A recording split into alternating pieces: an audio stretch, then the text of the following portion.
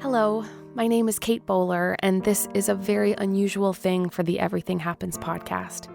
But I wanted to have this conversation right away, in the wake of something unspeakably awful. A dear friend to so many, Rachel Held Evans, passed away suddenly. She leaves behind Dan, her husband, and 2 beautiful little ones. She was the author of 4 books about her Christian faith, and she really was a giant among us. Kind and supportive to so many who are marginalized. And so this week, grief is not hypothetical. It is fresh, and it feels bottomless. Even if you didn't know Rachel, I hope this conversation about the first moments of grief can be helpful to you too.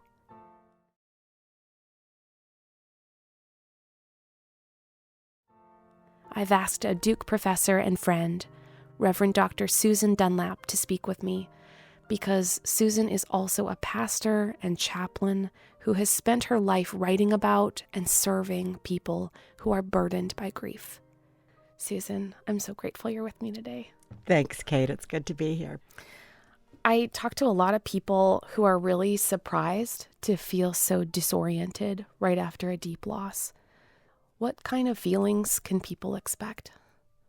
Right after a great loss, people usually feel numb and a sense of unreality, disbelief. This can't be. Yeah. And of course, why? Why did this happen? Why did this happen to such a lovely, generative person who's meant so much to so many people?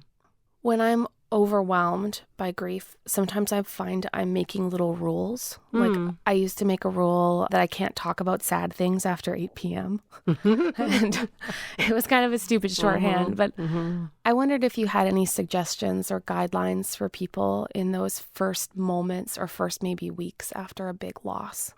Well, I think a really important rule is to just feel what you feel, and it may surprise you what you feel.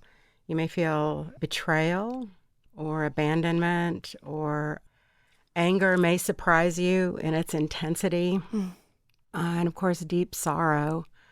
But we know that grief has many different elements to it: cognitive, emotional, even physical. So my rule would be to accept them and not become anxious about the varieties of responses that you have. My physical response to great loss, I've noticed, is fatigue. Yeah.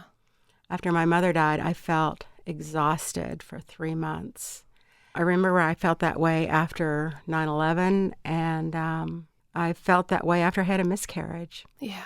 So you just don't know if you're going to feel tired or upset stomach or achy or headache, but that doesn't mean that you're sick or you're doing anything wrong. It just means that you're grieving.